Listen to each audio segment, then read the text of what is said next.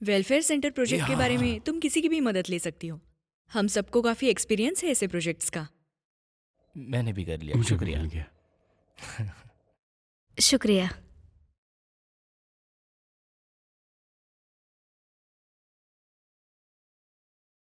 अच्छी बात है, तुम बहुत जल्दी सीख रही हो, लेकिन तुम्हें याद दिलाती हूँ, बाकियों के बीच में मत आना। समझ गई मिस याओ।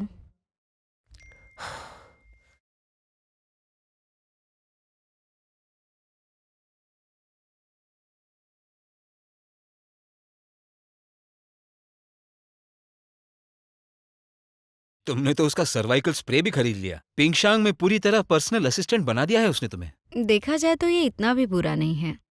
कम से कम वो मुझ पर विश्वास करता है। खाक विश्वास करता है तुम पे। इतना सब होने के बाद भी चुपचाप बैठा रहा वो। वो सब भूल जाओ, जरा मेरा वादा पूरा करने दो।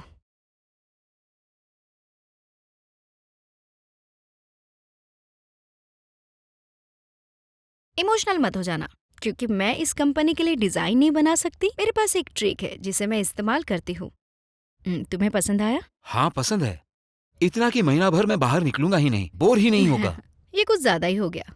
ये तो बस पहला ड्राफ्ट है, जरा देखो उसमें कुछ मिसिंग है क्या, तो उसमें कुछ ऐड करूंगी। अगर तुम उस तरह से पूछो तो कोई घरवाली ऐड कर सको तो। काफी इजी है। सच में? बहुत इंतजार करवाया तुमने, पर अच्छा हुआ तुम आ गई। चलें, उस तरफ चलते हैं।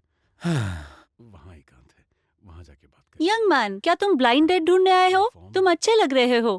तुम्हारे पास घर है? जी आंटी, 87 घर है मेरे पास। 15 के पैसे आ गए और 62 और बचे हैं मेरे पास। बकवास बंद करो।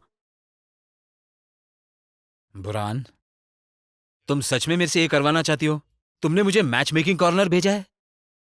मैं यहाँ अपने लिए अच्छी घरवाली ढूंढने सोच रहा था और तुमने मुझे यहाँ ब्लाइंड डेट्स करवाने भेज दिया। यंग मैन, तुम यहाँ पे मैच देखने के लिए आए हो ना? ये देखो, इस लड़की को देखो। अरे नहीं मैडम जी।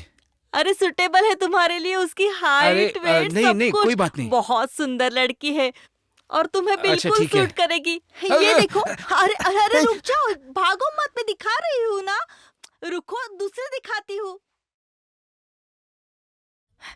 मिस यो, बुरान, मिस याओ, किसी ने तुम्हें देखा था मेरे केबिन में सर्वाइकल स्प्रे रखते हुए। लास्ट टाइम मैंने देखा कि आपके गर्दन में कुछ प्रॉब्लम है। मैं अक्सर ये स्प्रे इस्तेमाल करती हूँ। गर्दन पेन के लिए आप इसे इस्तेमाल कर सकते हो, सच में। ध्यान रखो प्लीज, मुझे ये अच्छा नहीं लगता कि कोई मेरे केबिन में ऐसे ही चलाए। हम इतने भी क्लोज नहीं है। मैं तुम्हारा गिफ्ट एक्सेप्ट नहीं कर सकती। आप मुझे गलत समझ रही है। मैंने देखा कि आपके गर्दन में दर्द है, इसीलिए मैंने ये किया। जब आपकी गर्दन ठीक हो जाएगी तो पैसे दे देना। इसके अलावा मेरे दिल में कुछ नहीं है।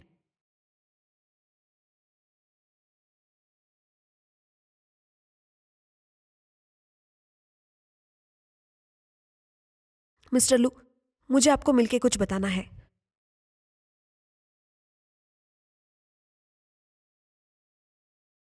मैं आजकल तुम्हें कंपनी में देखती ही नहीं हूँ, तो तुम यहाँ फिशिंग कर रहे हो।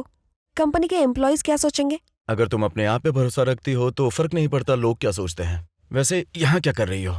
अगर मैं गलत नहीं हूँ तो तुम बुरान के बारे में सोच रहे हो कि पूरी कंपनी उसको टारगेट कर रही है और इसीलिए तुम उसको एक चांस देना चाहते हो कि ताकि कंपनी उसके साथ काम कर सके। तो तुम सच में बुरान को संवारना चाहते हो?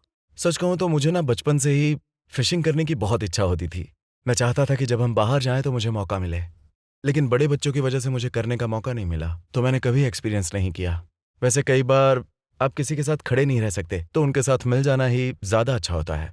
जिंदगी बहुत आसान हो जाती है। उसे ये प्रोजेक्ट चाहिए था, लेकिन उसे पाने के लिए बहुत मेहनत करनी पड़ी, और इस प्रोजेक्ट के लिए उसे मेरे गाइडेंस की जरूरत पड़ी। वो लोगों को जीतने के लिए कंपनी के कंप्यूटर ठीक कर रही है, सर्वाइकल स्प्रे गिफ्ट कर रही है। वो बहुत ही बिजी है। वैसे देखा जाए तो उसे मेरा सिरदर्द समझ आ गया। बॉस, मुझे डर है कि वो मेरी। ये देखो कितनी चंचल है। तुम उसकी बहुत ज्यादा फिक्र कर रहे हो।